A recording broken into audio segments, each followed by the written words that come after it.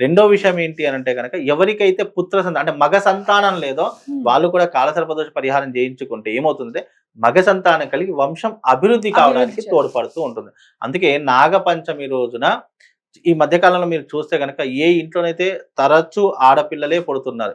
తల్లికి ఆడపిల్లలే, వాళ్ళ బిడ్డకు ఆడపిల్లలే, వాళ్ళ పుట్టిన బిడ్డకు ఇలా వంశపారంపర్యంగా ఏ ఇంట్లోనైతే ఆడ సంతానమే జన్మిస్తుందో ఆ ఇంటికి కాల సర్ప దోషం ఉంది అని ఉంది. గ్రహించుకోవాలి. అవును గురువు. అలా ఉంది అంటే ఆ ఇంట్లో ఆడ సంతానం. ఎందుకంటే వంశం అభివృద్ధి కాదు. అది అక్కడికే అంతరించిపోతుంది. లేదా అక్కడికే స్టాప్ అయిపోతుంది.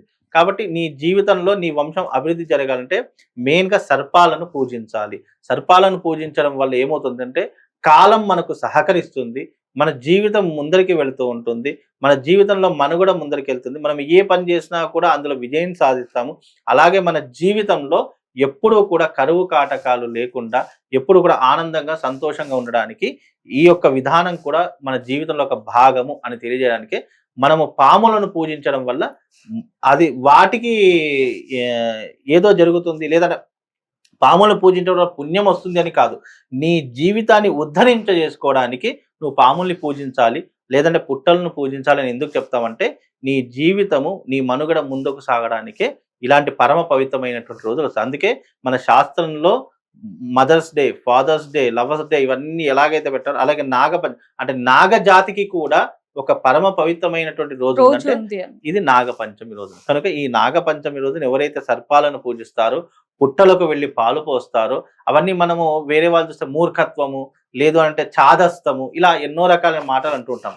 ఎవరు ఏదన్నా శాస్త్రం మనకేదైతే చెప్పిందో, మనకు ధర్మం ఏదైతే చెప్పిందో అది ఆచరించడం ఎదుటివాడు మూర్ఖత్వం అనుకున్నా, ఏదనుకున్నా మన ధర్మం మనం ఆచరించాలే తప్ప ఇంకోటి మన ధర్మాన్ని చూసి ఇతర దేశాలు తలెత్తి జైకొట్టి చలాన చేస్తున్నాయి. అవును అలాంటిది గురువు. మన వాళ్ళే పక్కనున్న వాళ్ళే కించపరుస్తున్నారు. హ్మ్. పామొచ్చి పాలు తాగుతుందా? పామొచ్చి గుడ్డు తింటుందా? అవును. పామొచ్చి ఇది చేస్తుందా?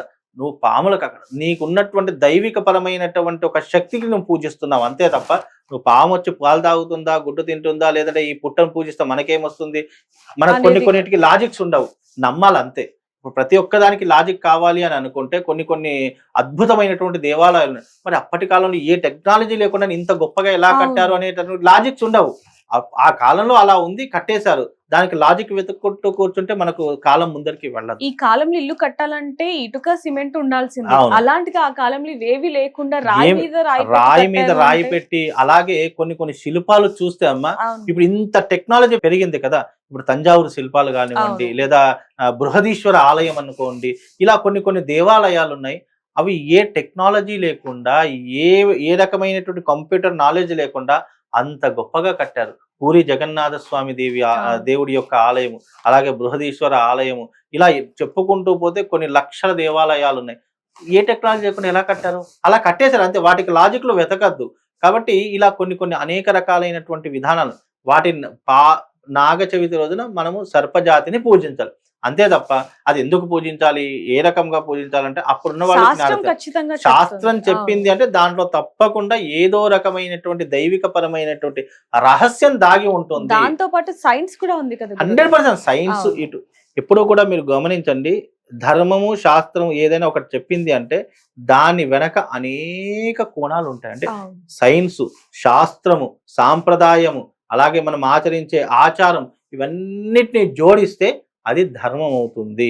ఇప్పుడు సైన్స్ ఈ మధ్య కాలంలో పుట్టింది.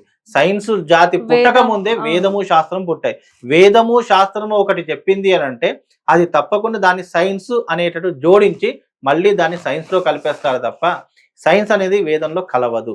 కానీ వేదం అనేది సైన్స్‌లో కలుస్తుంది. బికాజ్ ఏంటంటే కొన్ని ఎలా ఉన్నాయంటే కొన్ని శాస్త్రానుగుణంగా చెప్పడం జరిగింది.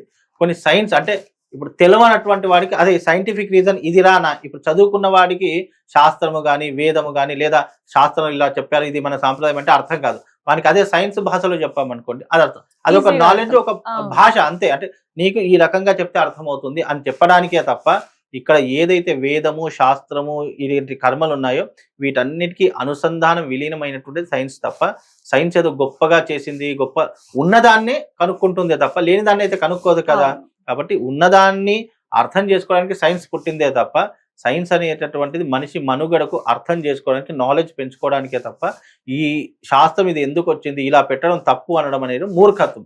ధర్మము, శాస్త్రం ఏదైనా చెప్పింది అంటే అది తప్పకుండా దాంట్లో లాజిక్ ఉంటుంది, మ్యాజిక్ ఉంటుంది, దాంట్లో సనాతన సాంప్రదాయం అన్ని రకాలుగా ఉంటుంది. అంతే నాగపంచమి రోజున ప్రతి ఒక్కరు ఆచరించవలసింది ఏంటంటే పొద్దున్నే లేవాలి, చక్కగా ఆ రోజున నాగదేవతను ఆరాధన చేసుకోవాలి, దగ్గరలో ఉన్నటువంటి నాగదేవత ఆలయానికి వెళ్ళాలి, లేదా సుబ్రహ్మణ్య స్వామి ఆలయానికి వెళ్ళాలి, వీలైతే పుట్టల దగ్గర పూజ అభిషేకం చేసుకోవాలి, చేసుకోవాలి. అభిషేకాది క్రతువులు చేసుకోవాలి. ఇలా మన సాంప్రదాయం ఏ రకంగా ఉందో ఆ రకంగా పాటిస్తే ఆ సర్పజాతి యొక్క అనుగ్రహం తప్పకుండా మనకు కలుగుతుందమ్మా. ధన్యవాదాలు గురుగారు. శ్రీమాన్.